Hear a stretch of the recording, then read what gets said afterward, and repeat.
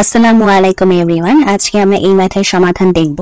আমাদের এই চ্যানেলে আপনাদের জন্য বিভিন্ন চাকরি পরীক্ষার বিভিন্ন ম্যাথের সমাধানের ভিডিও চলছে। কাইন্ডলি আমাদের চ্যানেলটিকে সাবস্ক্রাইব করে দিবেন।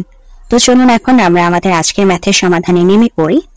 এখানে কি বলছে, a school has only 4 classes having 10, 20, 30 and 40 students respectively with pass percentage of 20%, 30%, 60% and 100% respectively.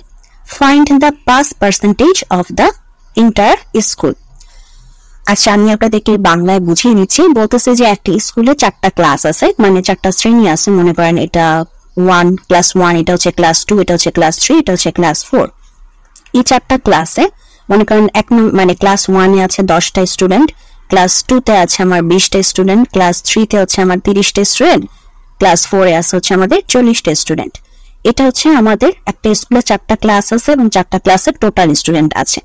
এখন আবার বলতেছে যে প্রতি ক্লাসে যে পাস পার্সেন্টেজ, মানে হচ্ছে মানে এই যে 1 নাম্বার ক্লাসে 10 জন স্টুডেন্ট আছে, এই যতজন স্টুডেন্ট আছে মানে যত নাম্বার ক্লাসে যতজন স্টুডেন্ট আছে তার মধ্যে ওই মানে প্রতি ক্লাসে যার যার ক্লাসে, যেমন প্রথম ক্লাসে যতজন স্টুডেন্ট আছে তার মধ্যে 20% পাস করছে, সেকেন্ড ক্লাসে যতজন স্টুডেন্ট আছে তার মধ্যে 30% পাস করছে, থার্ড নাম্বার ক্লাসে মাত্র 60% পাস করছে এবং ফোর্থ নাম্বার ক্লাসে এবং মানে টোটাল 100%ই পাস করছে। এখন আমাদের কাছে জানতে চাইছে যে তাহলে পাশের পার্সেন্টেজ কত, কারণ আমাদের কিন্তু টোটাল স্টুডেন্ট পাস করে নাই।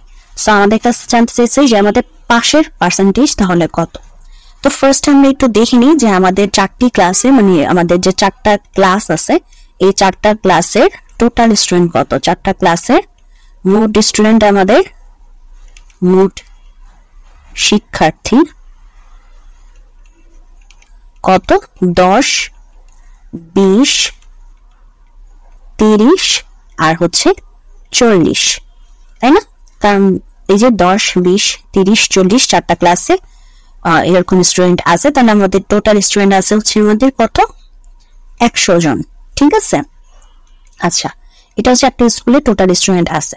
এখন আমাদেরকে বলছে যে আমাদের মানে কতজন পাস করছে। তো প্রথম ক্লাসে পাস করছে কতজন, প্রথম ক্লাসে পাস করে আমার প্রথম ক্লাস স্টুডেন্ট কতজন, এই যে 10 জন। এই 10-এর কত, 10-এর হচ্ছে 20%। ঠিক আছে, 10-এর 20% পাস করছে, তাহলে 10-এর 20% আমাদের কত, আমি যদি 100 0 কাটা দিই তাহলে কত হচ্ছে আমাদের 2 জন।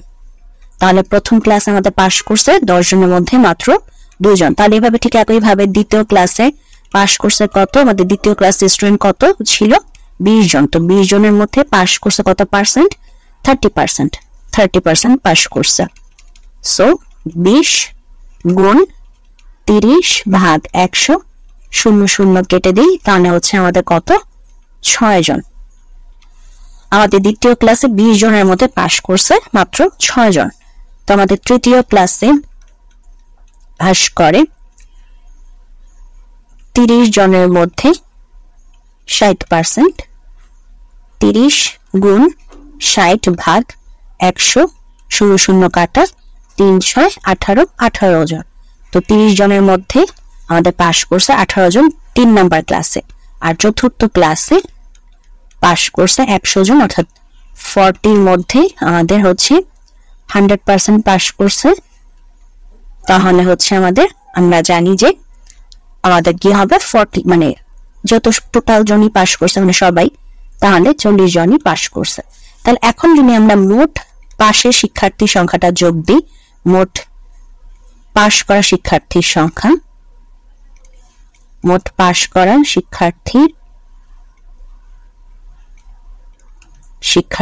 সংখ্যা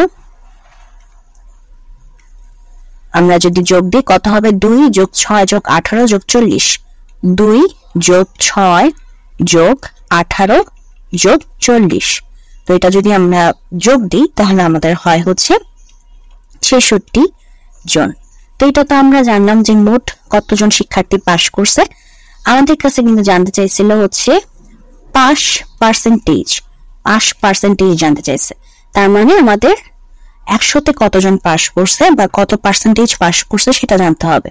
তাহলে শতকরা পাস করে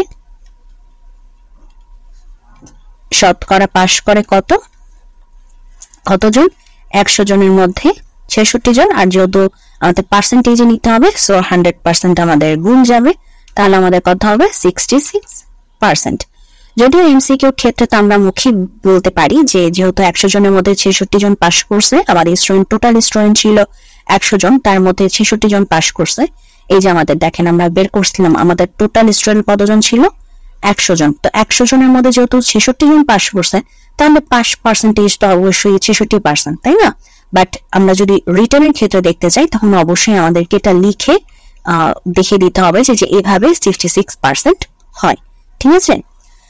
তো এটাই হচ্ছে আমাদের আজকের প্রশ্নের সমাধান। যদি ভিডিওটি ভালো লাগে অবশ্যই ভিডিওতে লাইক দিবেন, চ্যানেলটিকে সাবস্ক্রাইব করবেন। ভালো থাকবেন।